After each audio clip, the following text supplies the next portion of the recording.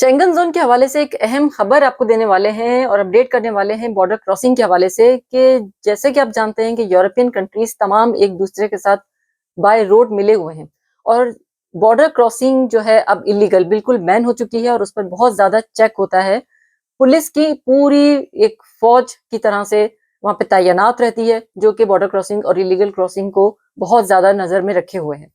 لہٰذا بہت زیادہ احتیاط کی ضرورت ہے. لیکن یہاں اس وقت ہم بات جو کر رہے ہیں اسپیسیفکلی تو ہم کر رہے ہیں جرمنی اور نیدرلینڈز کے درمیان جو بارڈر ہے اس کی، کہ وہاں تو عام جو سویلینز ہیں اور عام جو وہاں کے باشندے ہیں وہ اپنی سرحدوں کی حفاظت کے لیے اٹھ کھڑے ہوئے ہیں اور وہ راتوں میں سرچ لائٹس اور ٹارچ اور دوسری چیزوں کی مدد سے بارڈر کراسنگ پر ایک چیک رکھ رہے ہیں. یعنی مقامی پولیس کے علاوہ عام سویلینز بھی اس کام میں لگ چکے ہیں. لہٰذا بہت زیادہ احتیاط کی ضرورت ہے.